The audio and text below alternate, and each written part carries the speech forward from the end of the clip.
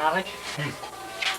Last night we heard from word of mouth that 2 people were killed down at the docks.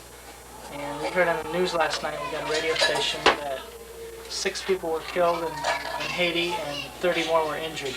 This is from the American news, and so we know how the American news blows up things, but I suppose the 6 people were true. Good? Okay, yesterday, we'll tell you yesterday now because that's old news, but yesterday things got pretty bad about 4 o'clock, and we were hearing stuff from the street, so we thought we'd go down and try and call Van. And there was 2 roadblocks from the orphanage up to the main road, and fires in one of them.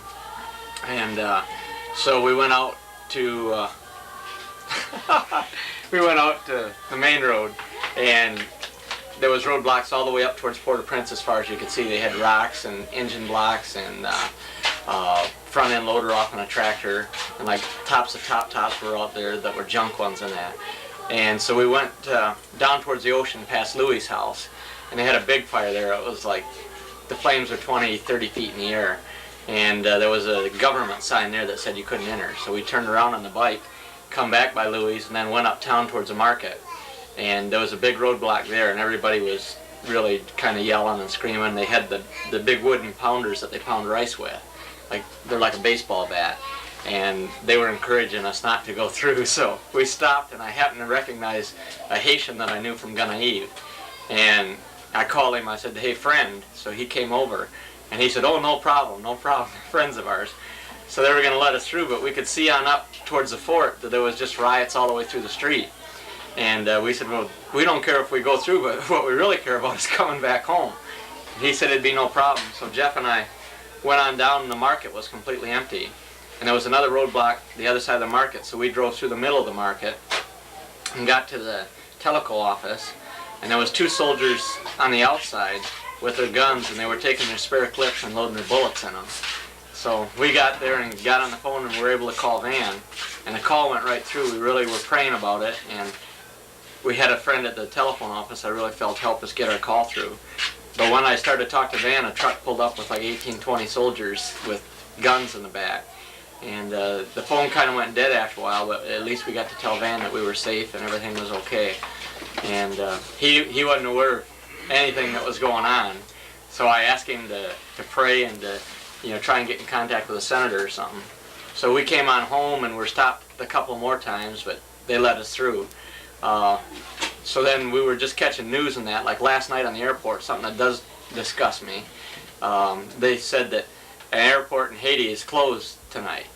Now if you notice how I said that, that's how they said it. They said an airport, but it sounded like they said and airports are closed in Haiti.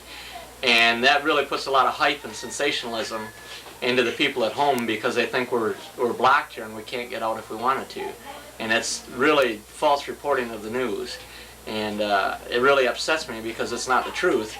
It was just a little airport up in Haitian, and nobody really travels out of there. So I'd like to remember that point, that if we get home, I'd really like to voice my opinion on that. Also, the riots in Gunaive yesterday, I really feel were promoted because there was going to be American television cameras there.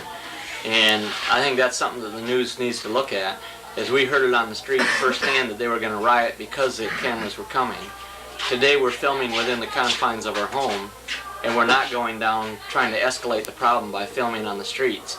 I think if people want to report news, they need to report it with their mouth and use facts instead of whipping a television camera around to cause hype. And we have a lot of good friends in Gunaive and here too, and many people's lives are in danger because idiots are coming out with cameras. So I really think if somebody wants to report the news, they need to do it from their home. And if they want to go out and look, that's fine. But if they take a camera out, it just causes people to do things they wouldn't do if a camera wasn't there. So. I'm not going to say that. What could turn the tide here? I don't know. That's sensationalism. Come on, I just got half the story. We didn't catch it there. No photo. No photo. Bumidala. No photo. You're aware of the recent fuel shortage we had? We have ample fuel, Jodia. Mais le pakapa vale avec top-top. No one's going with the top-tops today. We can't seem to understand why.